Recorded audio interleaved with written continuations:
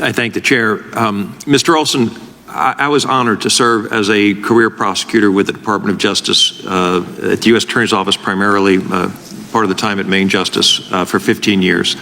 I understand what you're saying about revealing information about ongoing investigations. I understand what you're saying about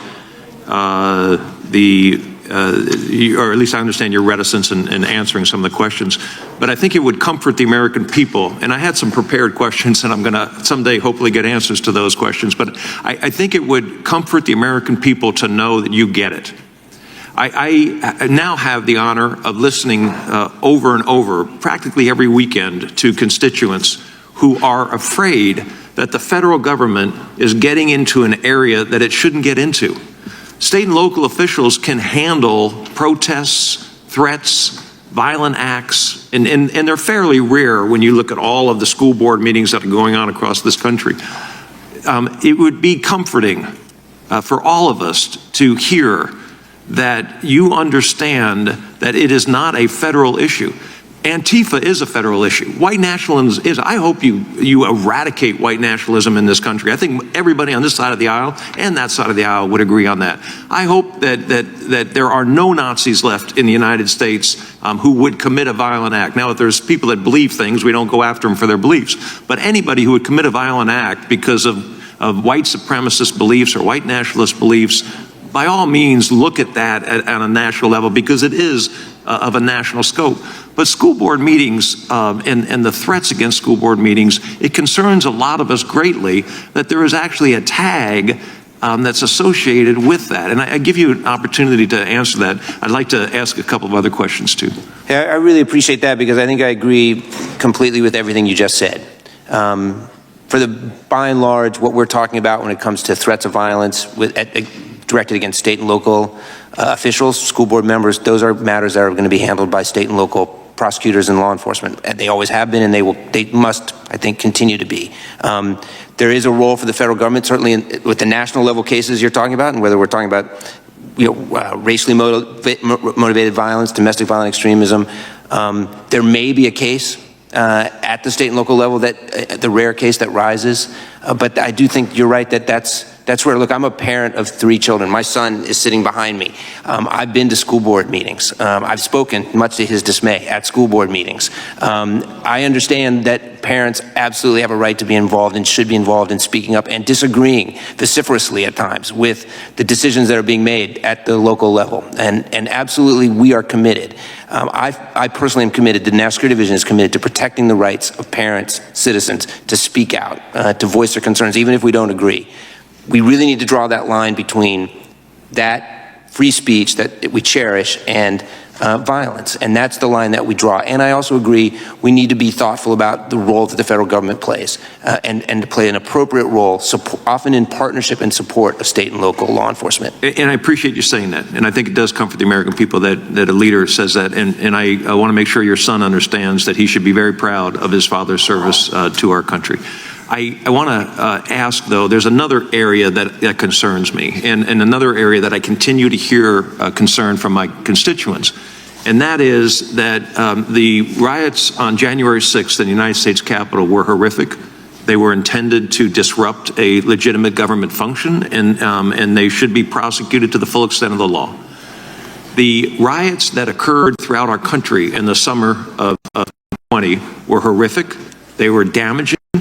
And many of the American people in my district, and granted, it's a fairly rural district and a fairly conservative district, but many of those people expressed concerns that there is not a parity between the attention that was given to those that committed crimes on January 6th and those that committed crimes throughout the summer of 2020. And furthermore, as part of that analysis, the crimes that were committed on throughout the summer of 2020 appeared to be coordinated. And I'd like to ask you very specifically, can you tell this committee that George Soros was not behind, and his money was not behind, directly or indirectly, the Antifa activities that occurred in the summer of 2020? Yeah, certainly any of the work I've done, I've never seen any suggestion of that. However, that's not really something that I would look at in terms of the cases that we handle in the National Security Division. But I do agree with you that we need to look, and we are looking even-handedly across the board, whether we're talking about crimes committed during the riots and destruction of the summer of 2020 and at the horrific attack on the Capitol on January 6th, and using the tools that we have. The reality is that the thousands of arrests that occurred in the summer of 2020, most of those were handled by state and local, as they should have been.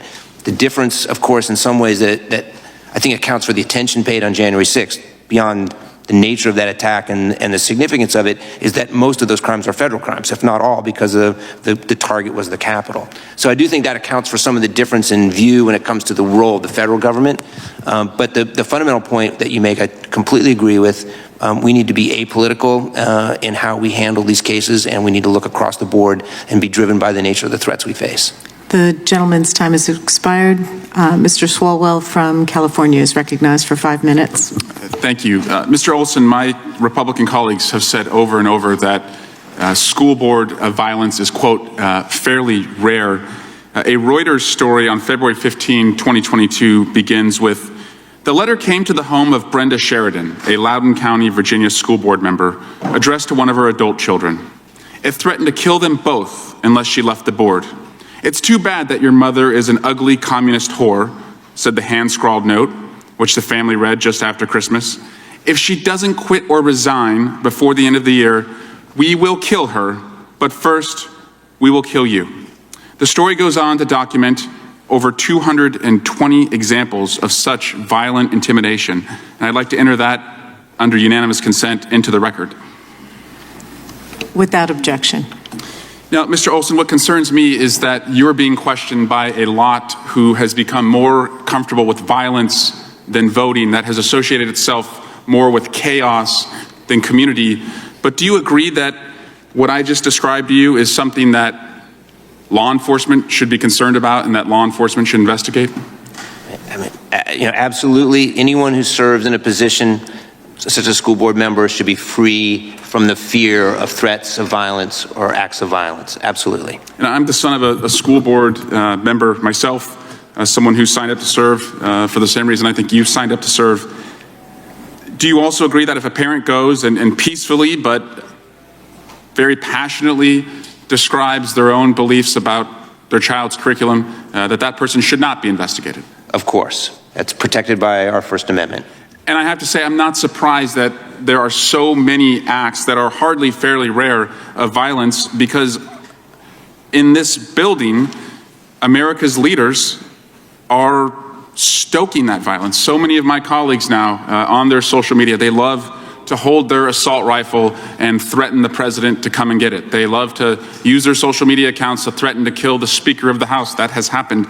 They have used their social media accounts to depict themselves in anime as killing the President of the United States. So it would not surprise me that people in their community would go to a school board meeting and act the way that I just described. And I'm grateful that you're investigating people who would threaten violence.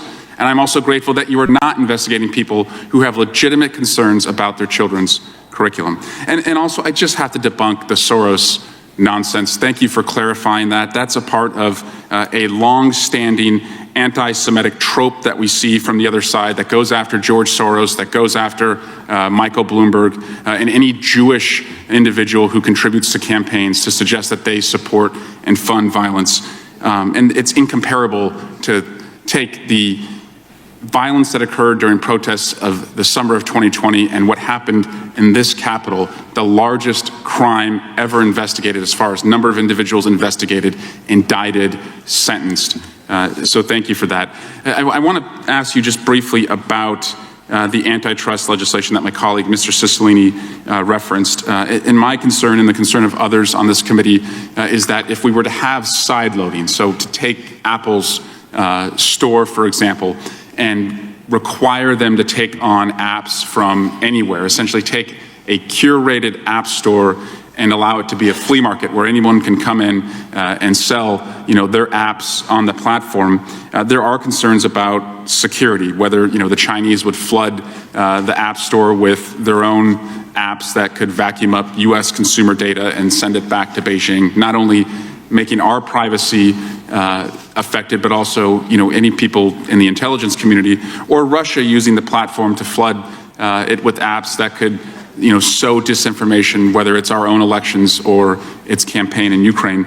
Would you be willing, Mr. Olson, to listen to evidence from other parts of the intelligence community if they have new concerns that came out after the letter that your agency sent as it relates to the antitrust legislation? Yes. As we had the chance to talk about I'm sorry, I meant the Department of Justice. Yes. Yes. As this legislation moved through the process, we did have the opportunity to comment on it, and I do think some of the provisions that were incorporated addressed national security concerns. But of course, if there are additional issues or concerns that are raised, particularly by our intelligence community, it'll be incumbent on us in the Justice Department and elsewhere to take those seriously. Great. Thank you. And I yield back.